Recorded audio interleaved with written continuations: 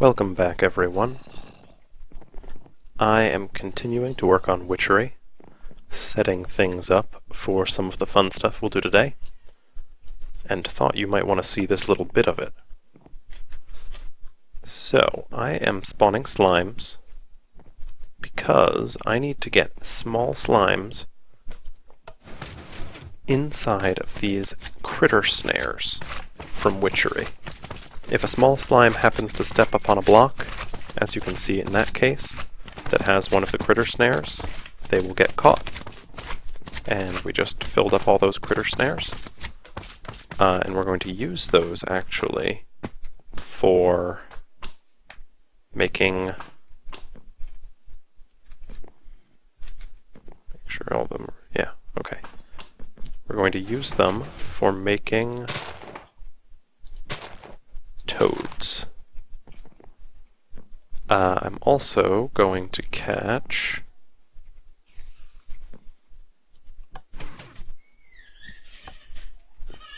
in the same way some bats, but I'll put those snares over here. Cool. I will be back once I've got everything else collected, and we will do some really fun witchery magic making new creatures. See you then. And here is why we caught the bats. Add a wolf to the center, mutate the whole thing, we get owls.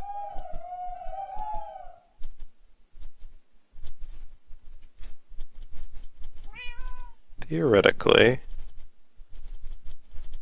giving these owls pork chops can tame them.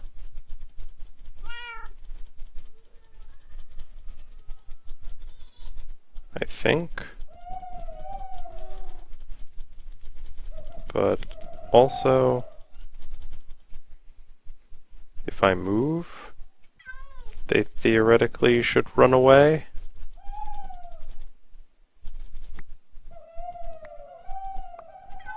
Okay, I don't know what's happening here, but I brought a safari net.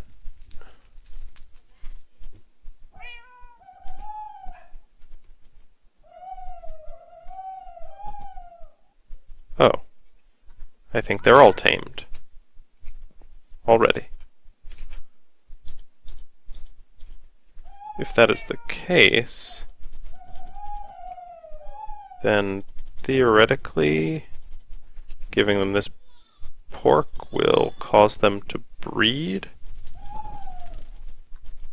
Although I would suspect that they would show hearts like any other creature, which does not appear to be happening. Interesting. I have one more way to attempt to catch one of them. There we go. Got the yellow one. This will now be capable of making more owls in my monsterary, which will be good because it means, okay, some of them should now be able to follow me. That one, that one. Okay, and now you.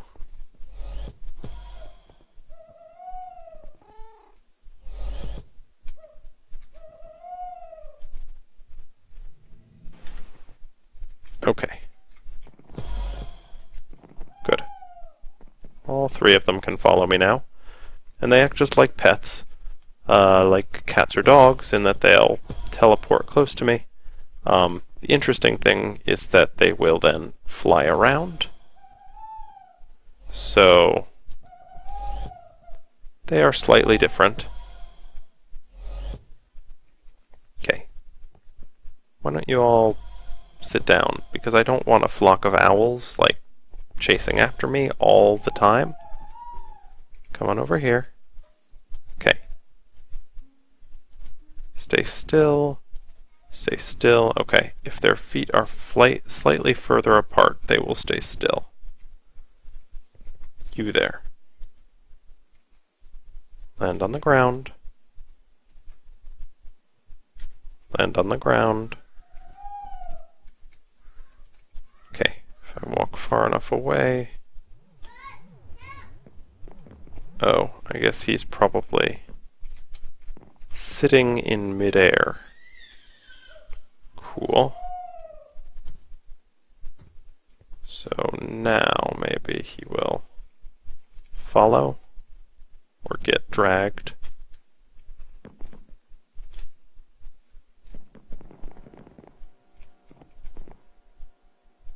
Apparently not.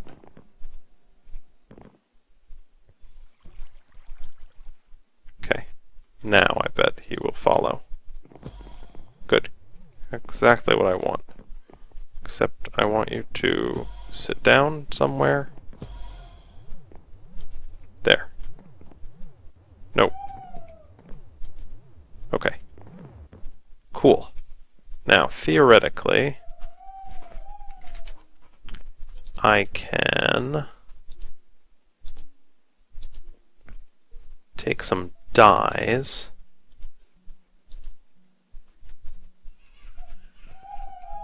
and dye these. So if I want this one to be blue, I guess that's what a blue owl looks like. If I want this one to be white, oh, the white owl's very cute. I think maybe I want one to be black. So let's go with ink here, and another one can be brown. We'll see if the floral brown dye works. Okay. Black makes them look brown. Floral brown dye does not work, so I guess those are their colors. Let's push them out of the way here, and you can go over this way. Whichever way. Okay. Over here. Cool. And no, that's right in the way. Just stay off the path, okay? Cool. So, now we have some owls. Maybe some point I will get them into trees or something. I really like the white one a lot better. It's got a better color, I think, than the others. Oh well. The important thing is we have one in a safari net now, though, which means we can spawn and kill as many as we want to get owl wings, which can be used in certain potions. Similar to that, if we bring out a few other things, we can make toads. So, oh no. That's too bad. I will need some more water now. Yes, Crookshanks. I messed up. Apologies. Okay. Let's bump head right here. Okay. Crookshanks, your meowing at me is really not helping. And we'll put all this over here. And okay. So, actually, let's do it this way. Cool. Now, we also need to place a few things around in the grasper plants. So we mutated these, and as you can see, they can hold single items in them. I kind of explained them. They're like the Thaumcraft pedestals, and they're actually used in similar purpose in this sort of advanced crafting mechanism. You need the right things in there. We also used this mutating sprig, which was made with one of the Ent limbs that we got from killing Ents, as well as some Mutandis extremis. And here's what we do. In this case, we've got the mini slimes all around. An ocelot we'll put on this cobweb block. And then toads. Come here, toads. You're mine? Okay. I want them all to be tamed.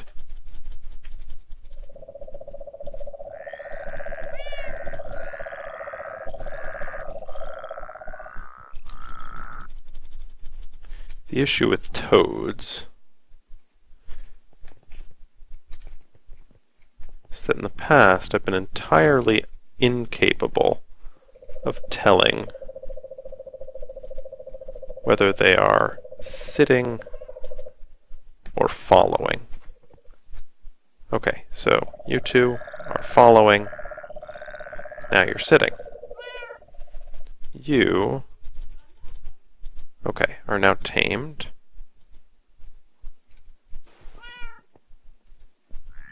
But sitting.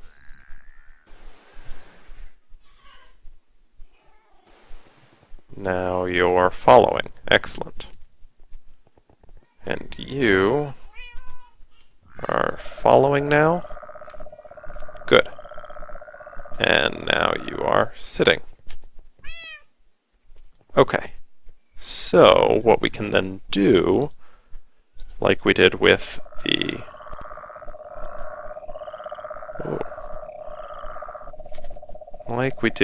owls, we can dye some of them. Get some cactus green.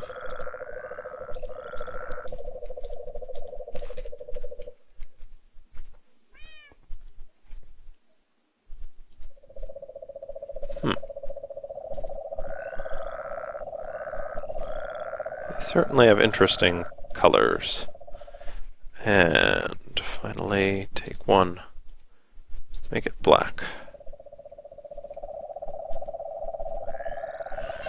I think of these, I like the blue best. Oh well. Okay. I don't want you guys just sitting here. Let's go distribute you. Oh, but I will also need to take one of you to be a sacrifice for your people. Wow. Jumping. Toads. Okay. You can hang out here. One of you can hang out here. Okay. No, I want the other one. Come here, you.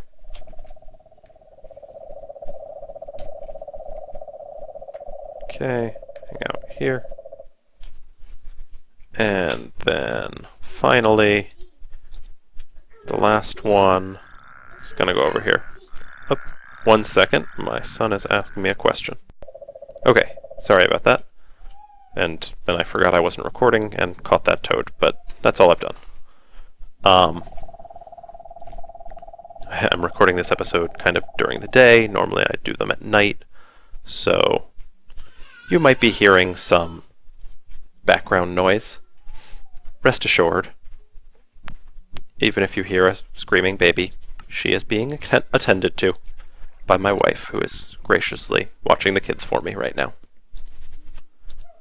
Okay, so now we've got everything we need to collect some of the special reagents that these guys produce. Let's go up to the monasteriary and bam. Make sure that we've got space for them. Okay, we do. We can do owl and toad. That'll actually only leave one more space here in the monasteriary. That's pretty crazy. Oh, apparently my wife is winning really hard at hide and seek right now. The kids cannot find her and are consequently screaming, "Mom, as they walk around the house. Pretty awesome. Okay. So, owl goes there. The toad goes over here. And cool. Now let's see what happens when we spawn some owls. I have everything set up correctly. This gate is open, grinder is on, turtles are on. Okay, so the owls, because they fly, might more frequently be killed by the grinder, but they do also land occasionally, which will theoretically send them down to the turtles. Okay, let's get that net out of there. Looks like they will be a hassle to take care of. The other issue, and we'll test this actually with the toads, is whether, okay, it looks like, at least when I kill them, they do drop their special item, the owlet's wing. Oops. Now, spawn the toad, and we'll get some of the toe of toad, which I know we were going to use for something, but I don't know. Ooh, oh my goodness, that is quite a noise. Toads are apparently very unhappy to be turtled to death. Okay, that's enough of that. Stop, stop. That is an awful noise. Okay.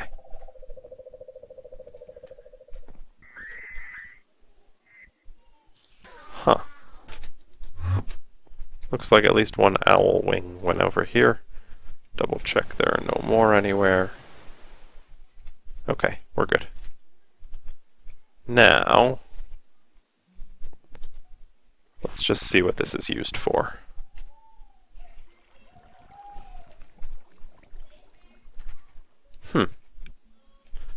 This time, the owlet's wing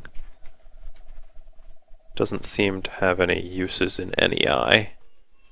The toe of frog. Oh, the poppet protection poppet. Okay, so for that we need a voodoo protection poppet and a drop of luck. Let's head over to our witchery area just because, well, we may need something from here for this. Let's see.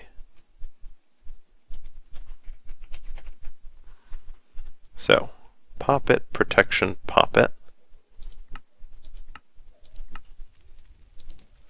Make sure we have a drop of luck. Okay.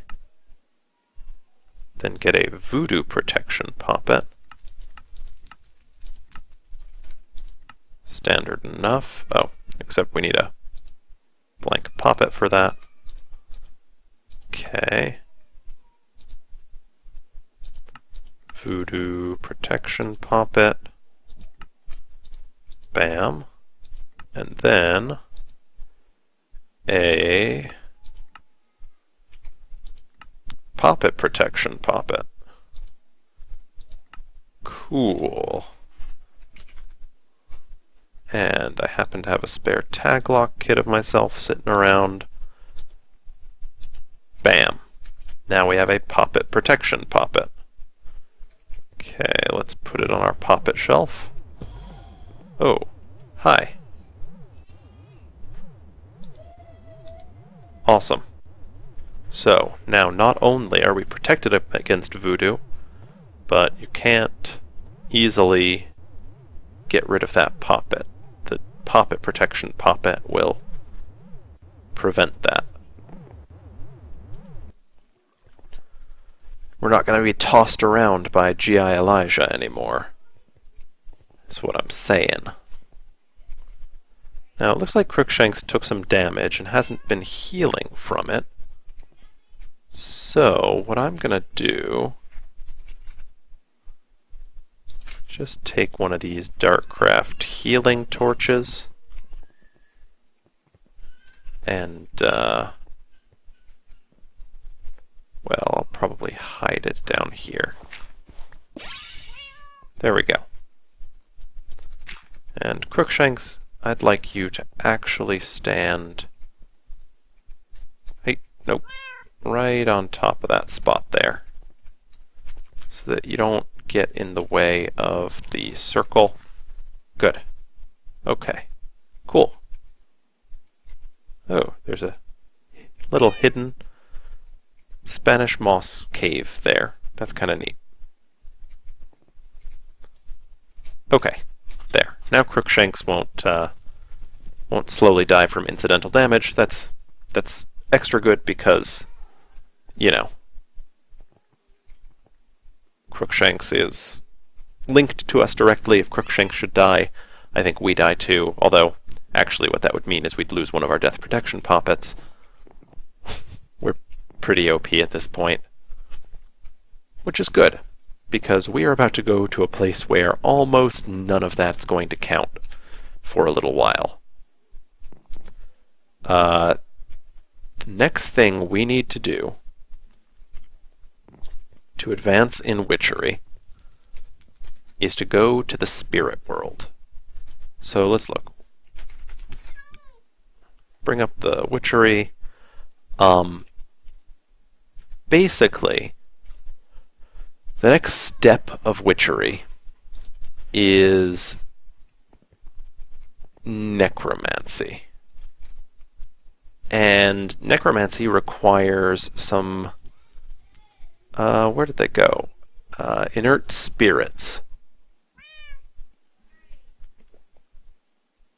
I don't see them, I just see the spectral stones. But anyway, to get those inert spirits, they will only spawn in a place called the Dream World.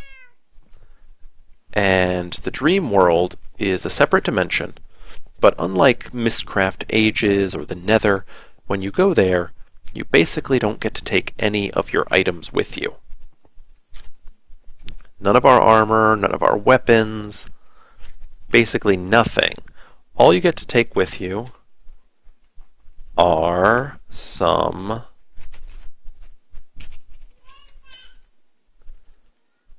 icy needles. At least initially, icy needles are the only things that will go with you into the Nether. Sorry, not the Nether, the spirit world. And when you use them, it allows you to come back to this world. You can also come back by dying, and you don't lose your experience, you just end up back here. It's kind of a cool parallel world. It uses the same terrain generation as the overworld, and in fact uses the same seed. So it looks exactly like the overworld did before anyone started building there, which is really cool if you think about it. It lets you look back at the world before you touched it. Now, I have some ideas for how we will be able to, well, cheat a little bit in the spirit world. There are obviously ways, okay, so I've seen a couple videos where people have used the Tinker's Construct backpack, which has a slot here, I don't really like it, or knapsack, I don't know what to call it. It adds to your inventory, but it doesn't do it in a standard way like, say, my bottomless pouch does. My bottomless pouch is an item that I can open up to access another inventory, kind of like an ender chest or an ender pouch. The knapsack uses this a separate tab will show up here, and because of the way it's coded, it will follow you into the spirit world. So if you put like an ender pouch or an ender chest in there, when it follows you, you instantly have access to anything you want to transfer in. I've also seen people use Pneumaticraft to remotely send items to themselves in the spirit world. Now we don't have Pneumaticraft in this pack. I consider that a perfectly valid use of pneumaticraft. It's just an unintended interaction between two mods. It's not a bug. I don't want to use a bug. I'm fine with unintended interactions. Now there's one other mod that allows you to transfer items between dimensions, and that's obviously the Ender Chests mod. The vanilla Ender Chest, even, will allow you to transfer items between dimensions. The issue is, because you can't bring anything into the spirit world from other dimensions, you normally can't get blaze powder, which is required for an Eye of Ender, which is required to get an Ender Chest. And blaze powder is also required for an Ender Pouch. Let's look here. Pouch. Not only do we need blaze powder, we need pyrotheum dust. So we need blaze powder, redstone, coal dust, and sulfur dust. Craziness. Or, unlike this, we could get a vanilla Ender Chest.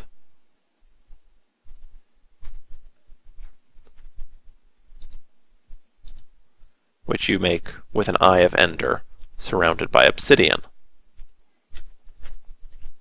This is what we're going to go for. Because we know how to get obsidian, we'll have to get one Ender Pearl, and then we'll need blaze powder. Now, as I said, normally you wouldn't be able to get blaze powder. But follow me.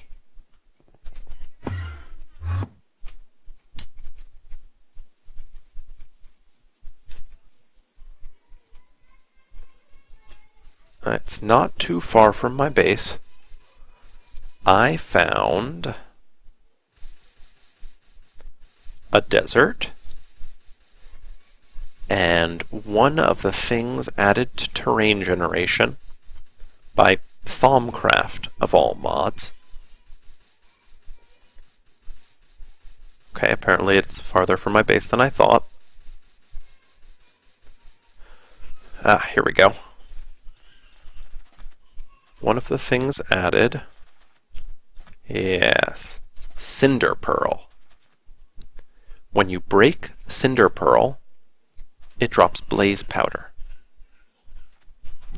So, here is what we are going to do. We are going to enter the spirit world here.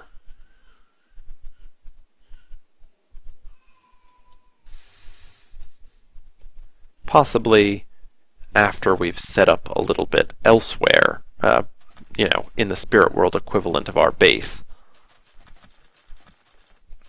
And when we enter here, I hope we should be able to take the blaze powder from the Cinder Pearls, which will allow us to make an Ender Chest, and using our vanilla Ender Chest, transfer all the items we might want into the spirit world. I'll make a full extra set of gear, or at least basically full, identical to what I normally use here in the overworld, and then when we travel between the two, we won't notice any difference. That's the plan, at least.